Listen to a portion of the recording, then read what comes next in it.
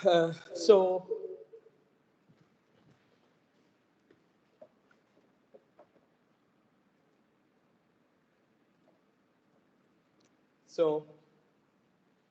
المرة الماضية كنا نحكي عن multiple agents نستخدمهم لعلاج السكري.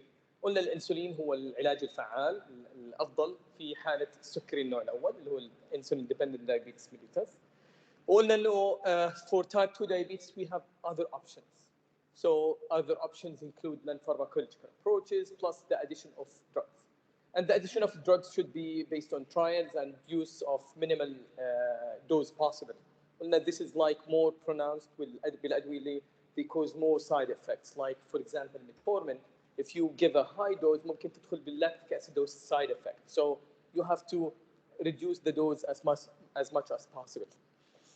The mechanisms of action of those drugs are variable. Like, for example, insulin is a replacement of endogenous insulin, and it utilizes or increases utilization of glucose by variable tissues, and they will be stored in their muscles, like as muscle tissue or energy source in the muscles, or adipose tissue or glycogen in the liver. We mentioned some agents like the secretagogues. They stimulate the release of insulin. This depends on some minimal residual insulin function or reservoir موجود في البنكرياس, and this is only for type 2 diabetes. وقلنا كمان within the secretagogues في عندنا sulfonylureas. They have a longer action, so they ممكن نحكي إنه تأثيرهم they are used for type 2 diabetes, while on the other hand في some agents they stimulate the release only for a short period of time. They are consumed before food and they are used only for postprandial hyperglycemia. يعني في الحالات اللي ارتفاع السكر فيهم يصير only بعد الأكل. اسمها postprandial hyperglycemia. Now قلنا كمان عن الميتفورمين أو البايجونايدز. قلنا also إنه they stimulate insulin utilization in peripheral tissue. Or insulin mediates its effect through signaling molecules. So those agents like metformin stimulate something downstream للinsulin receptor اللي هو AMPK. On the other hand, thiazolidinediones اللي احنا راح نحكي عنهم, they stimulate a molecule that is downstream to insulin, which is called PPAR. PPAR stands for peroxisome proliferator activated receptor. PPAR gamma stimulation in particular on increases insulin effect على adipose tissue. Now, on the other hand, PPAR is not only found in adipocytes or adipose tissue. It's also available in other types of tissue, like في عندنا PPAR alpha. This is found in muscles too, and also في عندنا other tissues like GI, kidneys. They use the other isoenzymes like PPAR beta delta. So في عندنا 3 types of PPAR: PPAR gamma, adipocytes mostly, and في عندنا PPAR alpha, and we have also PPAR beta / delta. So 3 types. هلا effects of the activation of receptor is like as follows. The molecule thiazolidinediones bind to its receptor, which is nuclear. And then the receptor translocates to or moves to its binding site. Now, the binding site of this molecule اللي هو PPAR gamma response element, or they abbreviated PPRE. Okay, peroxisome proliferator response element. يمكن previously قلنا عن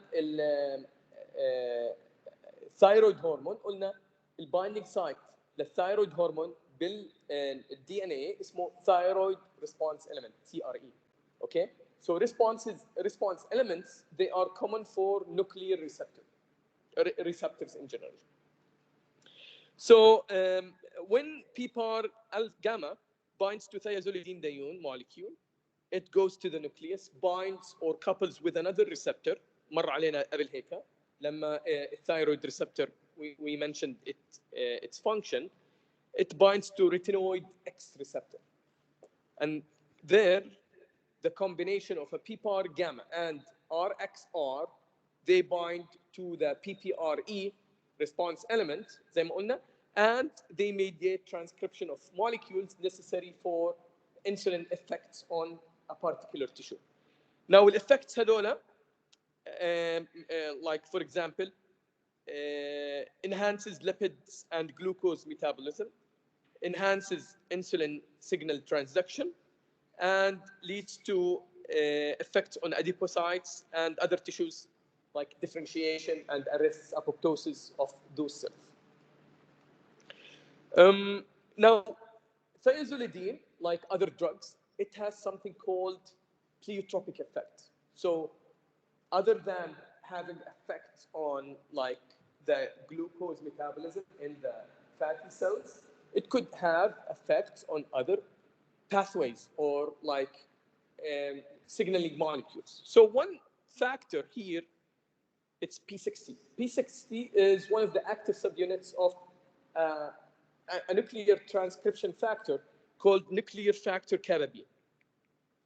Now, probably you don't know about nuclear factor kappa B, but it's a major driver of cancer proliferation, leukemias, lymphomas, multiple types of cancer, like multiple myeloma too. So PPAR gamma interaction with the thiazolidine dione blocks the effect of nuclear factor kappa B. So obviously it looks like a potential anti-cancer agent, in fact. Another molecule that is inhibited are CFOS and CJUN. Those are molecules also drive the proliferation and survival of cancer cells. So this is also a potential for anti-cancer effect for this drug.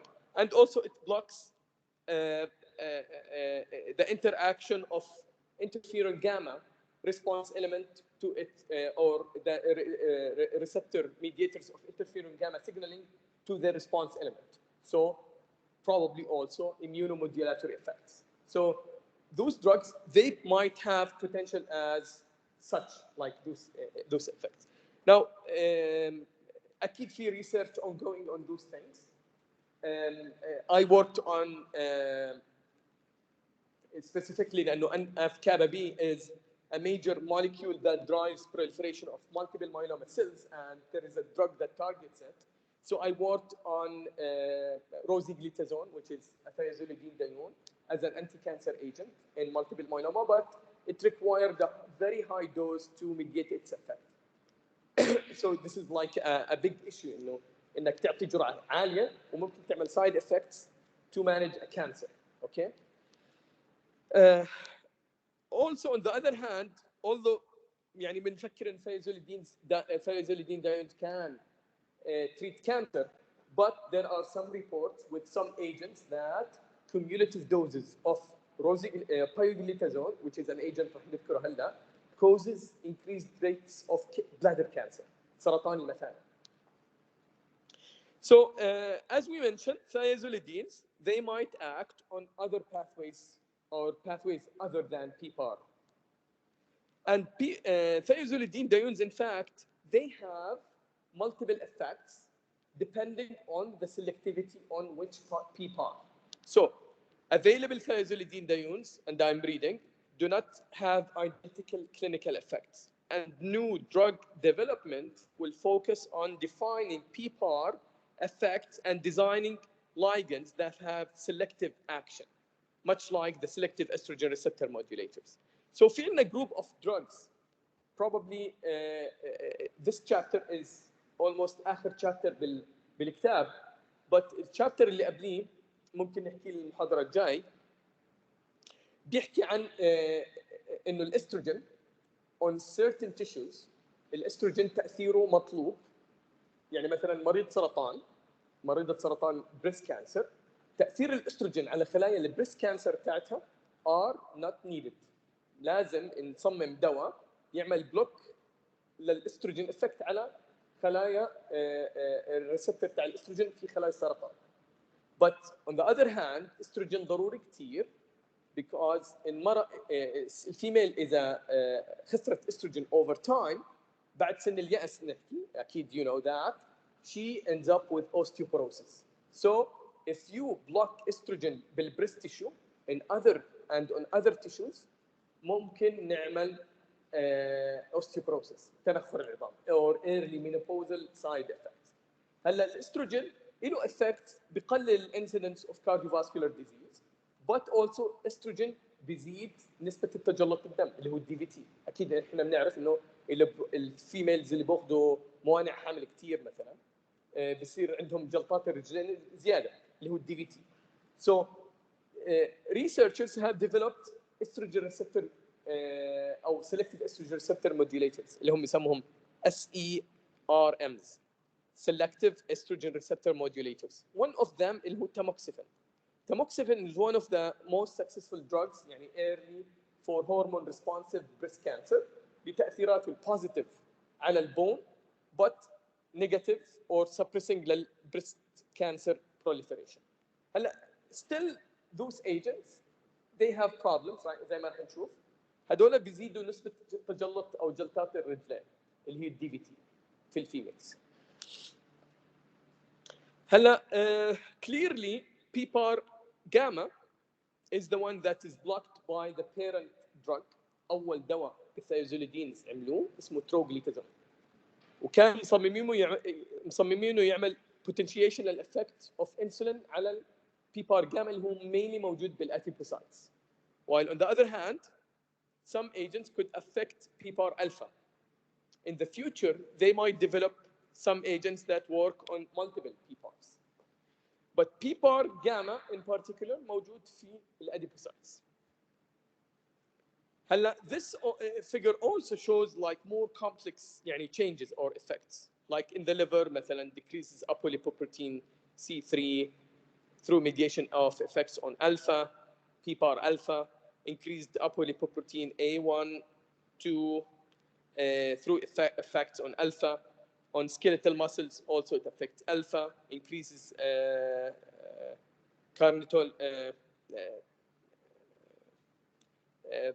palmitoyl transferase 1. I think it's a fatty acid carrier across the mitochondrial membrane involved with fatty acid oxidation processes. بالskeletal muscles through gamma receptor مثلا increases GLUT4 levels, so more entry of glucose inside fatty cells, sorry skeletal muscles. But يعني in gamma راح تشوفوا انه it's mentioned in بالكتاب انه PPAR gamma is more expressed in adipocytes, although like those are effects of gamma in the muscles but they are nothing compared to the effect on fatty cells. So زي ما شفنا انه في effects ممكن تكون على الفاسكولار endothelium like which is this مثلا changes بالadhesion molecules, changes بالinflammation. Adhesion molecules they control which cells are recruited to the endothelial cells. So maybe this is important بالinflammatory effects as or anti-inflammatory or immunomodulator effects of PPARs. It's involved in the immune system, mainly many effects. ممكن حكينا one of the effects بيكون على nuclear factor kappa B, effects on ovaries and also effects on tumor cells. وقلنا الeffects on tumor cells could be anti-cancer or it could be pro-cancer. يعني إنه it stimulates cancer proliferation. In adipocytes in particular, through PPAR gamma, the effects are promotion of glucose uptake and utilization, modulate synthesis of lipid hormones or cytokines and other proteins involved in energy regulation, and regulate adipocytes apoptosis or cell death and differentiation. In a way, it arrests apoptosis. يعني بخلي الخلايا to proliferate more. زي ما قلنا في عندنا كان 3 drugs, 2 available in the market, thiazolidinediones. One was withdrawn from the market اللي هو troglitazone, and it was because it caused hepatic toxicity. الموجودات عندنا pyrrolidazone, it's more I think انه اسمه Actos. or rosiglitazone also. There are differences between them since they have different potential to activate different PPAR alpha and gamma. كمان مرة معظم الأدوية اللي احنا بنعرفها they inhibit a molecule. But those groups of drugs يعني مثلا زي thiazolidines or metformin, they both enhance the effect of PPAR gamma or AMPK. Okay, تذكروا هاي الشغله انه they are not inhibitors, they enhance the effect of those mediators. For pioglitazone, it has also, in addition to effects on PPAR gamma, it has effect on alpha. It has, it is a substrate to cytochrome P450, so it is a subject to drug-drug interaction, and it could be used as a monotherapy and in combination with other drugs.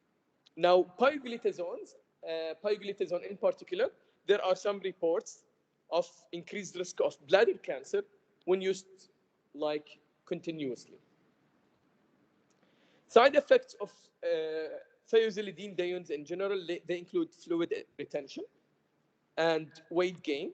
Weight gain could be either because of deposition of glucose in the fat or because of fluid retention.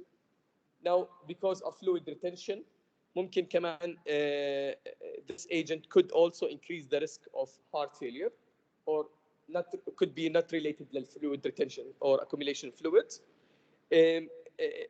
في one of the complications of diabetes اللي هو المشاكل بالعيون او diabetic retinopathy. So الماcular edema او part component من retinopathy, it could be increased in incidence because of thiazolidine diones, يعني بيزيدوا نسبة إصابتها، أو إذا كانت موجودة it worsens it. Okay. وفي effect للثيازوليدين diones, it inhibits bone or disturbs bone resorption, disrupts it, وبيزيد البون degradation. Okay. أو بيعمل osteoporosis. هلا the mechanism in particular إنه thiazolidine diones could affect many hormones that affect osteoblast to osteoclastic activity. So, for example, the effect on insulin and amylin reduces osteoblastic activity, or thiazolidine's potential to lower insulin and amylin. So, يعني in particular إذا بتفكر فيها إذا thiazolidine أنت أعطيتها، استجابة الجسم للإنسولين ببطل الإنسولين is needed in high levels, so levels of insulin will go down as well as amylin. في هرمون من fatty tissue that is released اسمه leptin. Its levels are also reduced, and also this will increase the osteoclastic activity اللي هو bone destroying cells, or reduces the osteoblastic cells activity اللي هما bone building cells. So this will lead to osteoporosis. Another component in the thiazolidine diones, they could inhibit an enzyme responsible for the synthesis of estrogens in like our bodies. Now, estrogens are needed in males and females. They are needed in small amounts, and they are formed from the conversion of androgens in the liver to estrogens through an enzyme called aromatase. So aromatase activity is also inhibited by thiazolidine diones. So you see like يعني the effect on leptin, maybe something يعني we didn't expect, or also the effect on aromatase. So those are potentially أشياء ممكن تحكوا عنها إنها pleiotropic effects, things that you don't predict from a drug. Despite that, في تأثيرات يعني جذابة للثيازوليدين دايونز. Like for example, في المرضى اللي بيكون في عندهم potential إنه يصير في عندهم سكري، زي سكري الحمل، اللي عندهم سكري الحمل. قلنا مش كل الحالات سكر الحمل they could be reversed to normal بعد ما تولد الفيميل. أو في condition قبل الديابيتس اسمها pre-diabetes. So they proved thiazolidine diones إنه they could reverse pre-diabetes or gestational diabetes.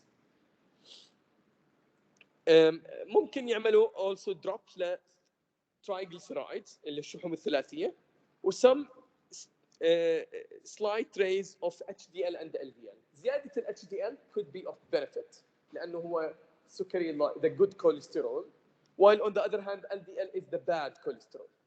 Okay, so some effects are good, some are bad. Thiazolidinediones are contraindicated in pregnancy, the presence of heart failure,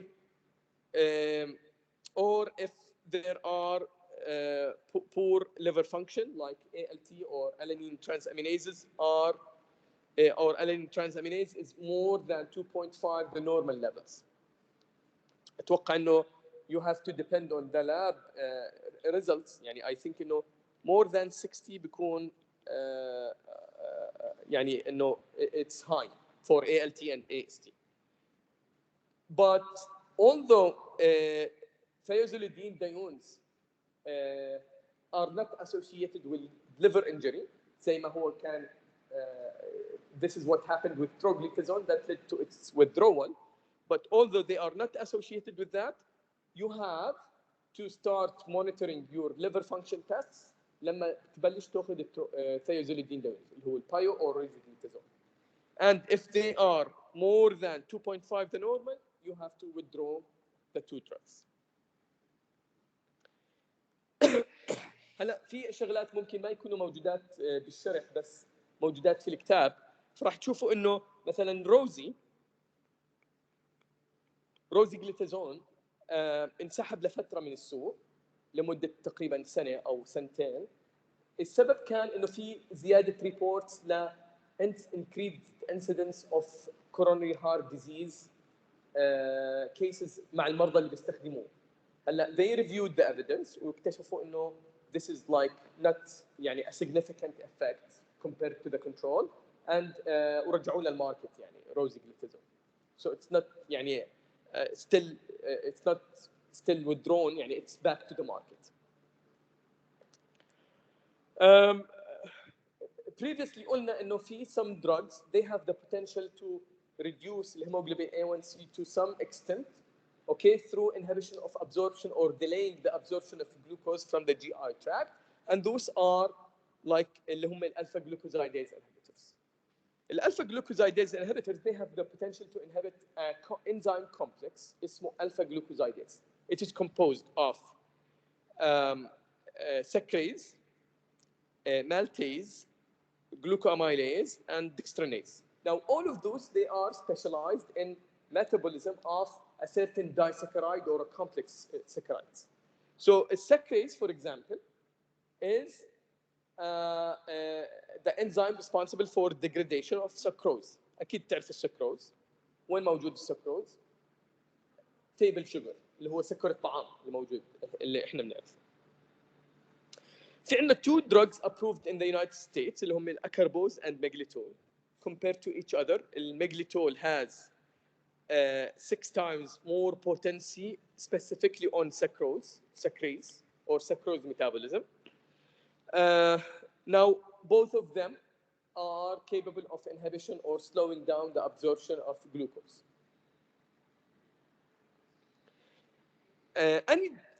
في عندنا another third drug اسمه Voglobose, and this is only available in Japan, Korea, and India.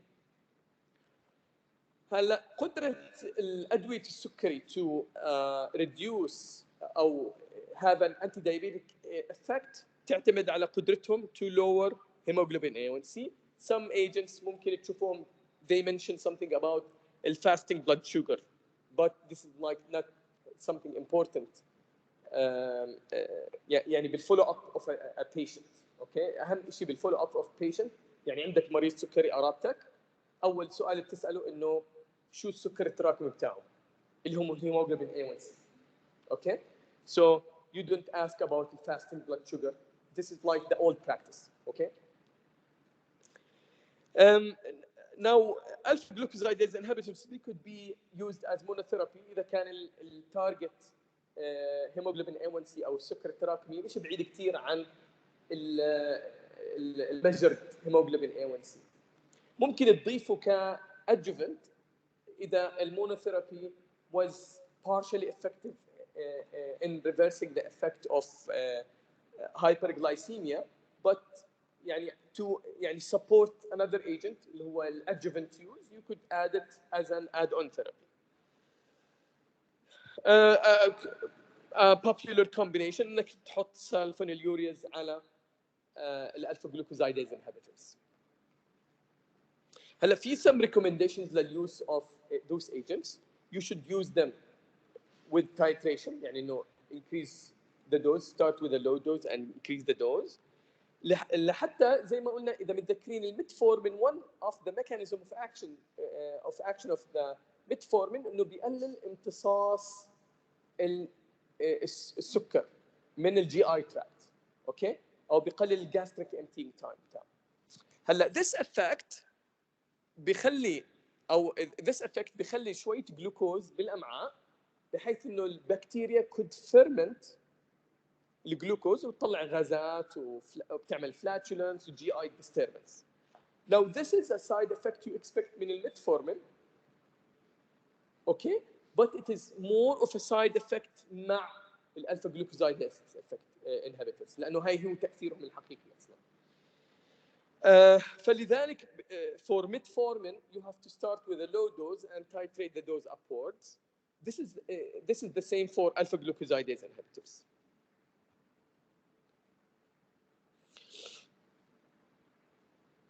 هلا to take it you have to take it just before ingesting the first portion of each meal. يعني قبل ما تاخذ الوجبه بتاعتك تاخذ حبه الالفا جلوكوزايديز انهبيتور. وزي ما قلنا بتبلش بجرعه واطيه and then you increase up the dose، اوكي. الناس اللي بيكونوا more susceptible للسايد افكتس اللي هي بتاعت الفلاتولنس and so on، الناس اللي بيكون في عندهم مشاكل بالامعاء like ulcerative colitis or inflammatory bowel diseases in general, Crohn's disease. هلا as such لحاله ما بيعملوا those agents hypoglycemia, but if you combine them with hypoglycemic agents they might potentiate the hypoglycemic agent to other agents. زي مثلا sulfonylureas, they cause hypoglycemia, but if they are adjusted to not cause hypoglycemia, the dose بتاعتهم adjusted to not cause hypoglycemia, they will not cause hypoglycemia practically. If you add alpha glucosidase inhibitors the already established dose the sulfonylurea, you might get or end up with hypoglycemia. هلا قلنا انه في مرضى سكري مثلا ممكن تشوف واحد مرمي على الارض diabetic patient، ممكن تشم ريحه النفس بتاعه تلاقي زي اسيتون او شيء هيك. This is like a DKA patient most likely. هلا بالعاده اذا كان conscious مثلا التريتمنت انه تعطيه source of sugar to reverse الافكت اوف شوجر. ممكن اجيب انا معلقه سكر اللي موجود عندنا بالبيت احلها بمي واشرب وياها. So this is like a potential to reverse his hypoglycemia. But we don't do that with such a patient. Why? لانه الالفا جلوكوزايديز inhibitors راح يمنعوا يعني they will inhibit sucrose degradation. Okay, لانه they are sucrase inhibitors. So this approach will not work with those agents. يعني if they are used in that patient. لازم تستخدم له monosaccharide to reverse his hypoglycemia. So this is like to treat hypoglycemia you have to use a monosaccharide or a monosugar like dextrose or glucose. زي ما قلنا انه it is contraindicated in case of patients who have inflammatory bowel disease because they could exacerbate اللي هو complications عند المريض. Also إذا كان في مشاكل بالكبد أو mainly الليفر لأنه المسؤول عن metabolism of those agents and their accumulation، الأفضل إنك ما تستخدمهم في مرضى معهم liver problems لأنه راح يصير لهم minimal absorption, accumulation and they might cause side effects. هلا في دراسة اسمها Stop Non-Insulin Dependent Diabetes Mellitus اكتشفوا إنه هاي agents, they have the ability to reverse the development of new cases of type 2 diabetes. Also, they could reduce the risk of cardiovascular diseases. معناها they can reverse pre-diabetes, okay? And also reduce the complications اللي جاي من مع مرضى اللي عندهم pre-diabetes. Also, إذا كان مريض diabetes established ممكن يقلل الريسك of cardiovascular diseases بهدول المرضى. اوكي؟ خليني اذكركم انه مرضى السكري لما يكون عندهم سكري as such بيعتبروا السكري شيء اسمه coronary heart disease equivalent. اوكي؟ فبيزيد الريسك اوف مشاكل ال cardiovascular diseases or coronary artery disease. يعني ممكن يزيد مشاكل MI, angina, heart failure, stroke, and so on. قلنا انه one of the new approaches were developed based on the fact انه when food enters the stomach and then passes to the intestine responds to the food entering it by releasing something called GLP-1, or which is glucagon-like polypeptide. Now, GLP-1 has effects on the brain. It suppresses appetite center, يعني بيثبط الشهية. Also, it stimulates insulin release and suppresses glucagon release. Also, it lowers or slows down the emptying or the transportation of food from the stomach to the intestine. This is called gastric emptying time, or it increases gastric emptying time. Now, GLP-1, so it is an intestinal hormone, and also it is degraded or inhibited or broken down by DPP4 اللي هو dipeptidyl peptidase 4. فthey noticed انه in type 2 diabetic patients في عندنا lack of response or inadequate GLP-1 levels that are secreted as a response to food entry into the GI tract. So they try to restore it by administration of such drugs. وزي ما قلنا الeffects, they have effects on beta cells, the insulin release, alpha cells, glucagon release, gastric emptying also, and also effect on the brain and loss of appetite. Now طبعا يعني مش عارف إذا مر عليكم في الكنابينويدز والتتراهيدروكانابينول في effects لقيوها يعني although they are recreational drugs استخدموها بالماريجوانا ومن الأشياء, but they found إنه they could have effect on appetite يعني بنشط الشهية.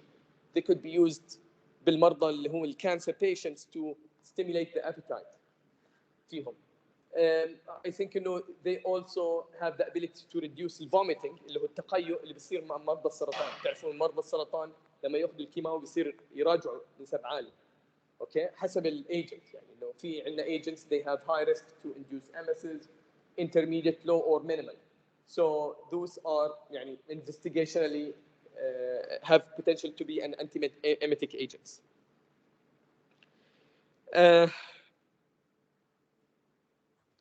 So probably ممكن نلاقي in the future GLP-1 analog with only the appetite control effect يعني enhanced in it to مثلا either suppress appetite or stimulate appetite. يعني الناس السمان ممكن يصير يستخدموه to reduce weight. هلا GLP-1 has multiple effects on brain, liver, fat cells, kidneys, blood vessels, skeletal muscles, pancreas, and the heart. And they all are يعني of benefit. يعني مثلا للpancreas, if you can see, increases new beta cell formation, reduces beta cell apoptosis, increases insulin synthesis. On skeletal muscles, increases glucose uptake. But we are يعني limited بالأشياء اللي موجودات في الكتاب, which are effects on insulin, glucagon, gastric emptying, and appetite. هلا GLP-1 as such, it has a short half-life. So what to do with that? So we know إنه when DPP4 cleaves or deactivates GLP-1, it breaks it after the second, between the second and the third amino acid. Here is the cleavage site for GLP-1. So the approach was to manipulate the GLP-1 analogs in a way to change the amino acids at position 2. So this is exenatide, and this is lec5. So those have a different amino acid, or like different sequence of amino acids, definitely. But in particular, at the cleavage site, there is a difference that makes them less susceptible to DPP4. Okay? في عندنا many approaches to enhance the effect of GLP-1. مثلا this approach here, they diluted with chemical adjuncts such as zinc, delays absorption at the sub-Q site. زي في agent اسمه taspoglutide.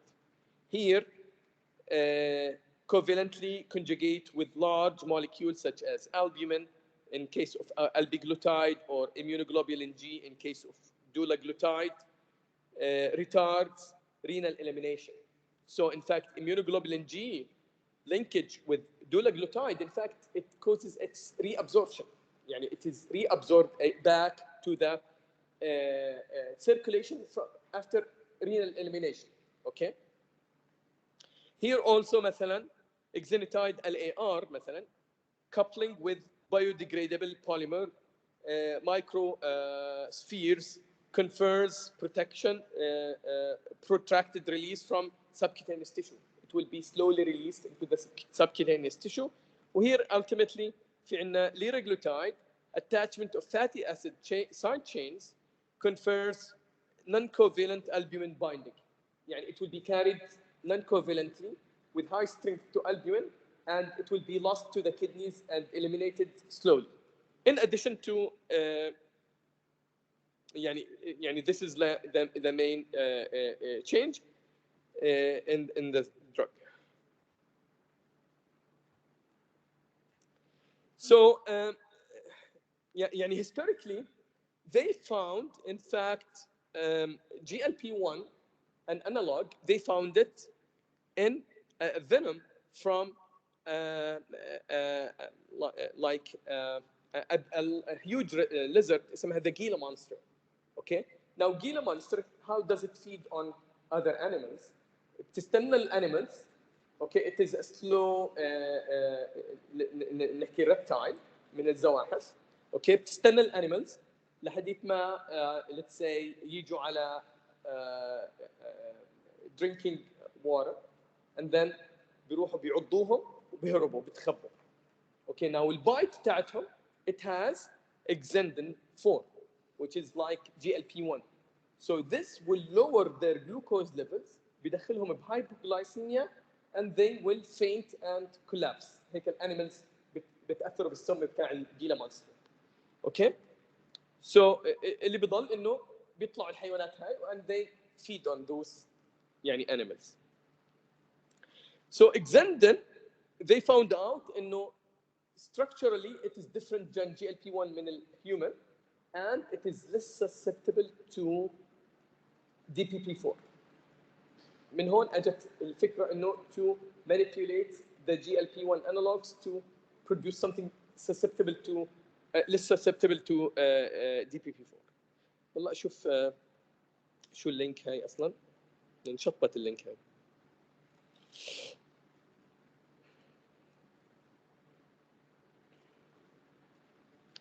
Okay, so those agents مثلا نحكي they are more or less the same يعني in effect. راح نشوف انه في common features between them. فالاكزيناتايد is based or derived from exendin 4 اللي هو موجود في الجيلا مانستر venom. Okay.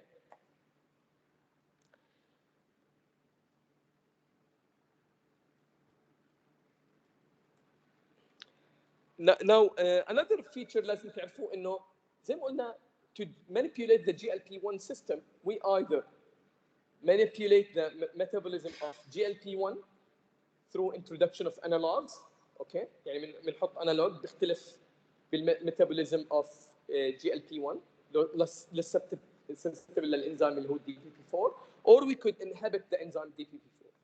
So GLP-1 analog or receptor agonists, in general, they are proteins or polypeptides, and they need to be given IV.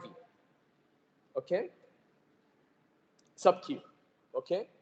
On the other hand, the DPP4 analogs, they are orally available.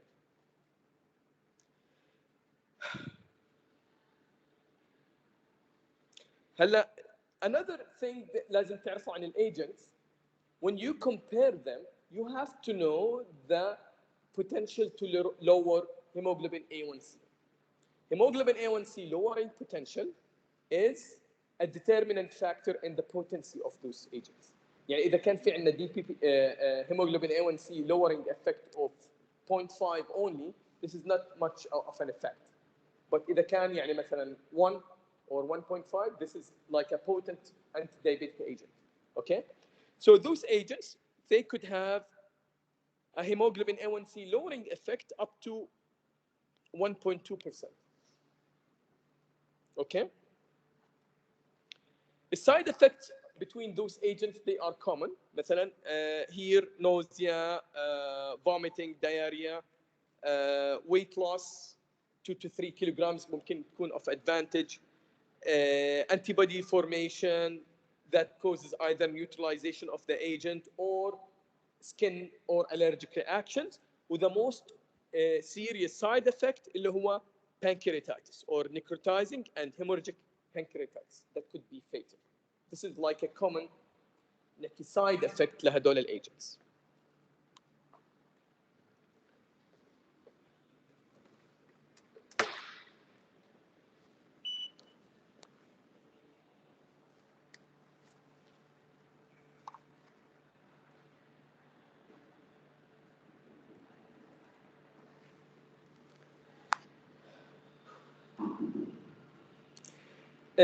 We mentioned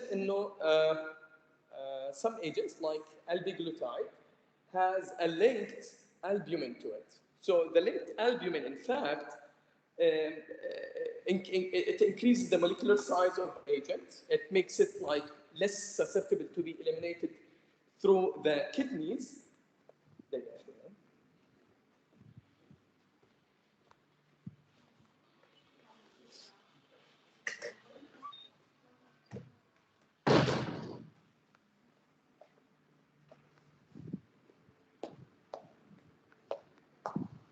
أنا مش عارف أركز على الأغنية ولا على القراية.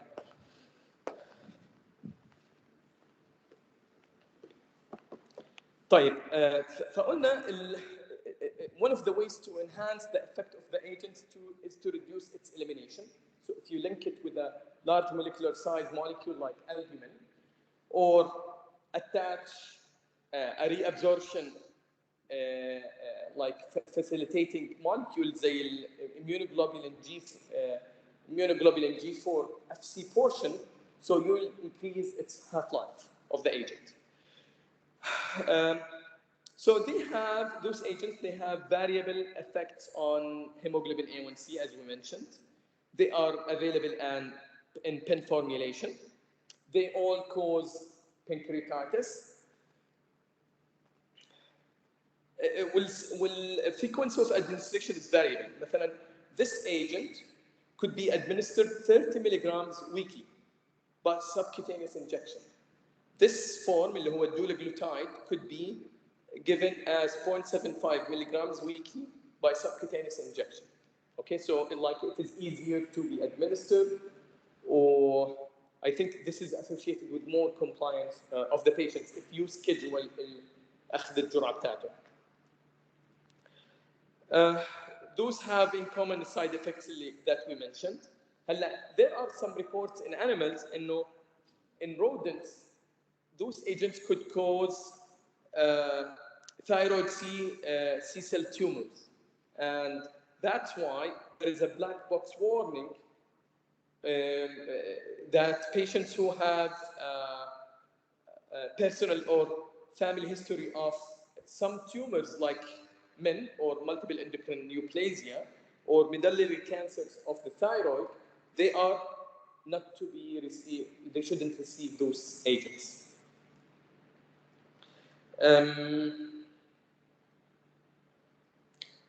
هلا زي ما قلنا انه additional features of for those agents there is their ability to suppress the appetite. So this might give them an advantage, خصوصا انه معظم مرضى السكري type 2 they are obese. So this could be an advantage for those patients.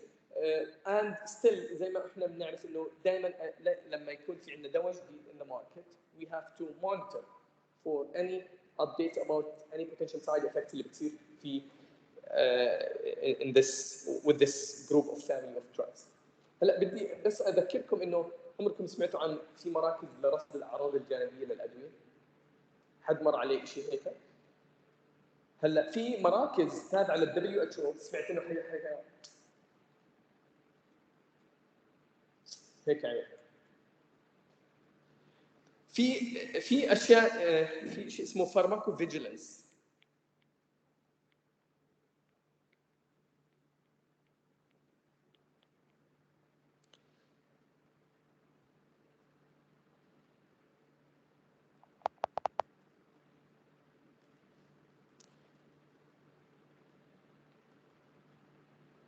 هلا فارماكو فيجيلانس اللي هو الوعي الدوائي.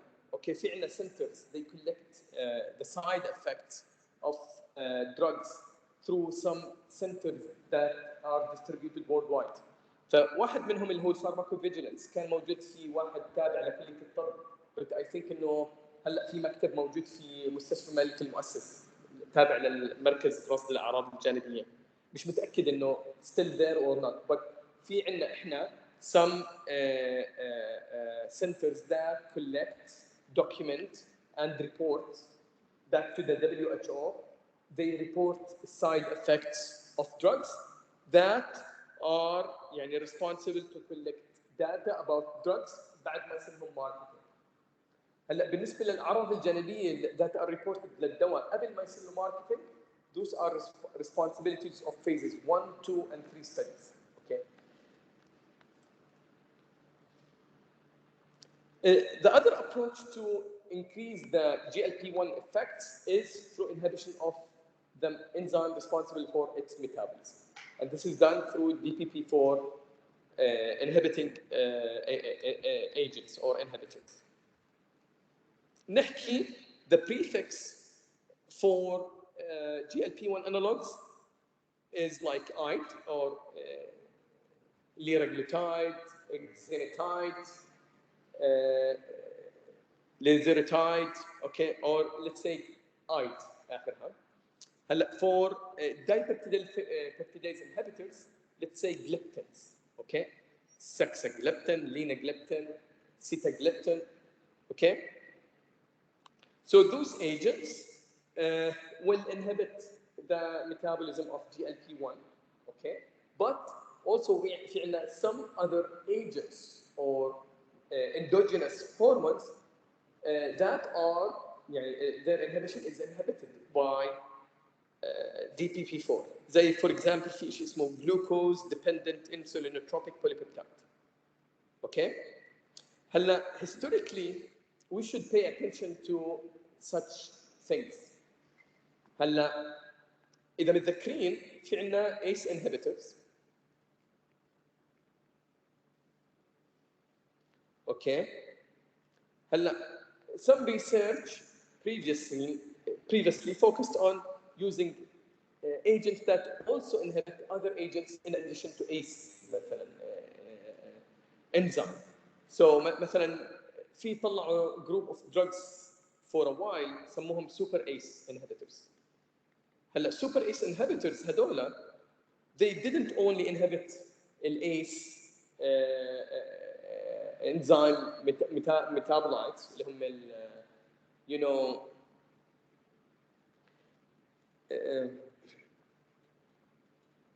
اللي هو الانجيوتنسين 1 و 2 و 3 اوكي اللي هم 1 و 2 I think bus 3 is not metabolized by ACE system, but also الACE inhibitors they inhibited مثلا البراديكينين metabolism. اوكي تعرف ان البراديكينين metabolism inhibition ممكن يؤدي الى most common side effect للACE inhibitors اللي هو الانجيو edema او angioneurotic edema. هلا super ACE could have the potential to inhibit other factors زي شيء اسمه natriuretic peptides. في عندنا ANP, BNP, CNP, DNP. Okay, so super ACE they met failure لانه they had the potential to inhibit multiple pathways, multiple targets. In fact, they caused much of side effects compared للانالابريل. let's say. في agent كان يعني it reached phase 2 studies اسمه omapatrilat مثلا.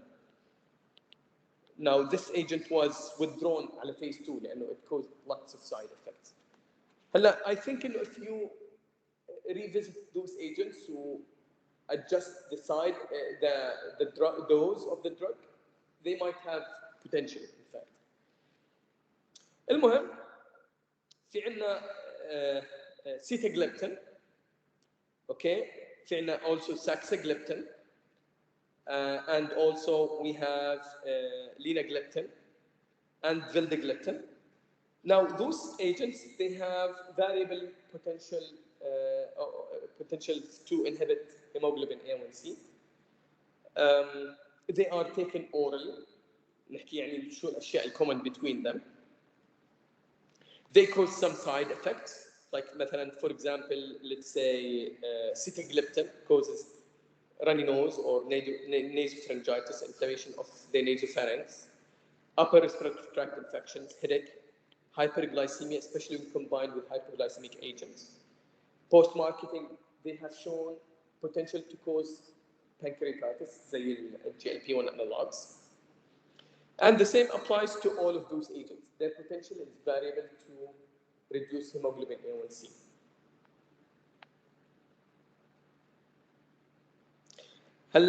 In animal studies, they have noticed some observations that made like some remarks على DPP4 inhibitors. Some of them, they had the potential to cause pre-malignant changes in the pancreas that could lead to pancreatic cancer, in particular to the globular or glandular part of the pancreas, اللي هو adenocarcinoma. Although like يعني those findings were found in animal models, but they are يعني not yet reported or they don't have significant effect يعني as يعني you couldn't for sure interpret them as something that could happen to humans. Another class of agents اللي هم يمكن حكينا عنهم قلنا انه glucose in the blood could be eliminated in the kidneys. هلا الكدني اي جلوكوز تحت ال 180 ملغ بير ديسيلتر بالدم راح تعمل له ري ابزوربشن كومبليت. اوكي هلا الناس اللي بيكون في عندهم سكر في الدم most likely انه الجلوكوز is more than 180. اوكي so this reabsorption of glucose يعني اكيد we know the glucose should be filtered بالglomerulus.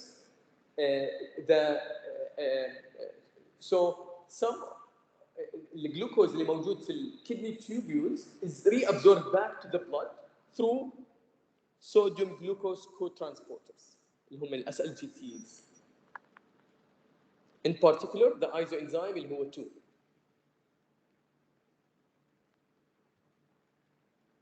Most of the SGLT2 transporters are found in the proximal convoluted tubule. والsuffix of those agents اللي هم ال sodium glucose co-transporter inhibitors نحكي glyphosins. In fact, some references they refer to them as glyphosins. في عندنا canagliflozin, empagliflozin, and dapagliflozin. Okay, and they are variable in their effect. زي ما قلنا their potential to reduce hemoglobin A1C, potential to reduce weight, potential to مثلا canagliflozin has an additional feature over the other agents انه if you increase the dose من 100 daily, which is the standard regular dose, to 300, you lower hemoglobin A1C by an additional 0.5%. وبالعاده بنزل up to 1%. اذا بتخلي الجرعه 300 بتصير الافكت بتاعه 1.5% lowering, which is like equivalent to potent oral hypoglycemic agents. Dapagliflozin potential to reduce hemoglobin A1C is lower, 0.5 to 0.8. Potential to reduce weight is lower.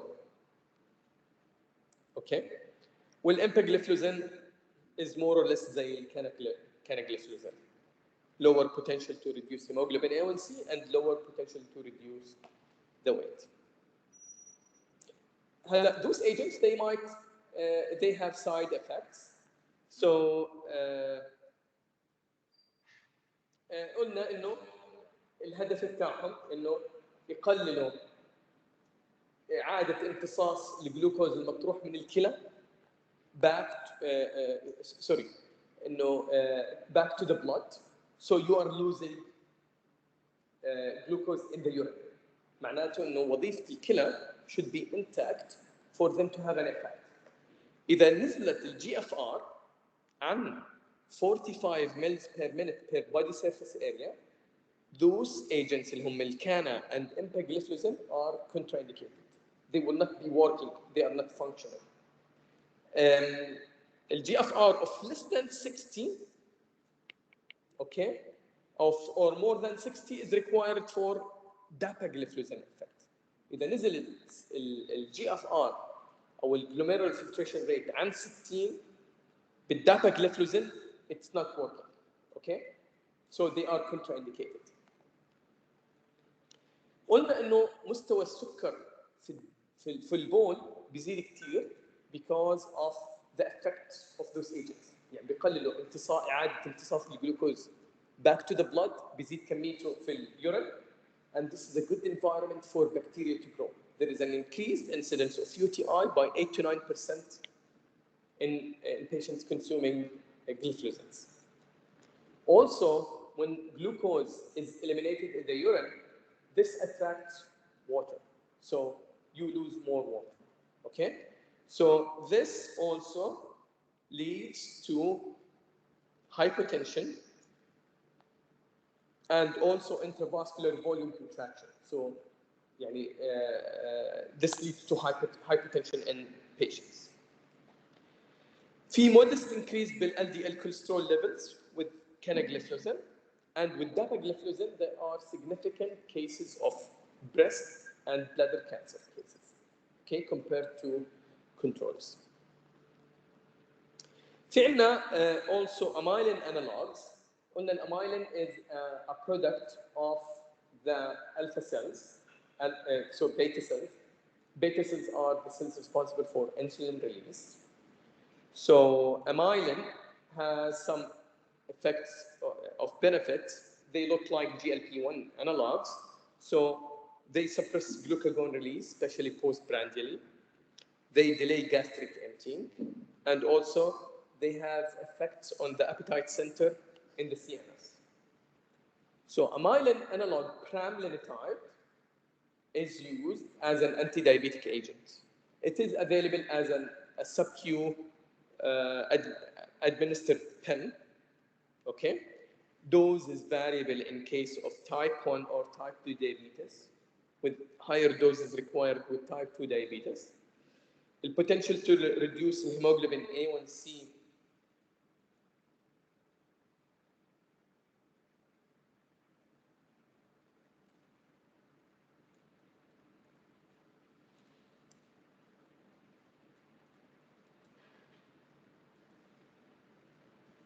مش شايف والله. Okay, so pramlintide is one of the agents that could be used as an agent in type 1 diabetes. قلنا type 1 diabetes you only use insulin, okay? But pramlintide also could be used for type 1 diabetes. You should keep that in mind. هلا we know انه واحد لما يكون عنده كوليسترول عالي you could use resins اللي هم هذول مواد زي powders you swallow them بعد الاكل بقلل امتصاص الدهون. هلا those resins like colsilivam مثلا it has the potential also to absorb carbohydrates and prevent or delay their absorption like absorption of glucose. This is like one particular mechanism of action or mechanism of action of bile acid sequestrant, but an additional one is related to bile itself. We know this is the gallbladder. The gallbladder is connected للduodenum and في عندنا bile acids or bile esters combination or bile salts combination will mediate the emulsifying effect اللي هو emulsification أو استحلاب الدهون الممتصة بالأمعاء and emulsification will make them easier to be absorbed. Okay? هلا our body has the ability to take the bile acids اللي هم موجودات في الأكل and reabsorb them and utilize them and put them back in the bile and use them for emulsification later on. هلا bile acids they are not only looping in this cycle but also bile acids have some receptors. So bile acids they have a receptor called pharmacoid or pharmacoid X receptor, and pharmacoid X receptor effects or binding to the receptor has effects that like are bad for glucose homeostasis. So this is like another mechanism of action. So if you block the cycle, you might have additional like benefits in diabetic patients. Okay.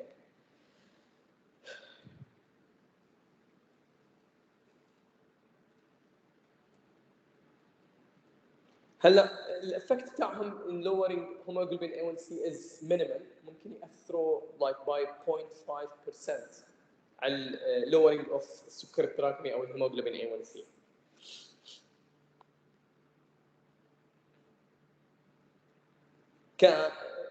كمواد that inhibit the absorption of or disrupt the absorption of fat through binding to the bile acids, they might affect the absorption of cells or drugs that are fat soluble vitamins. مثلا في عندنا مثلا مش عارف انه موجود ولا لا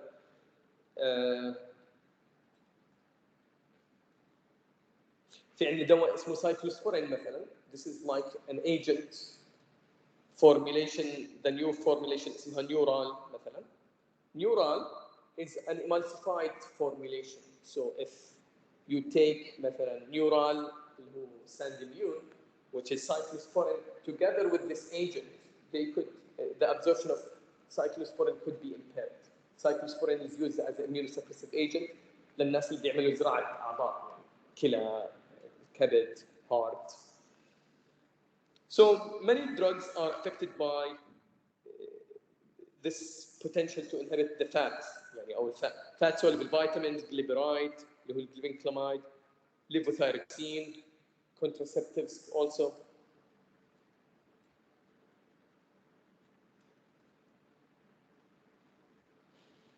Bromocriptine has a very low potential to lower hemoglobin A1C. حتى its potential is lower than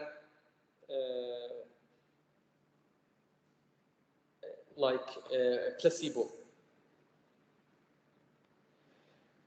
هلا في section بآخر الكتاب it's talking about like how to manage diabetes مثلا.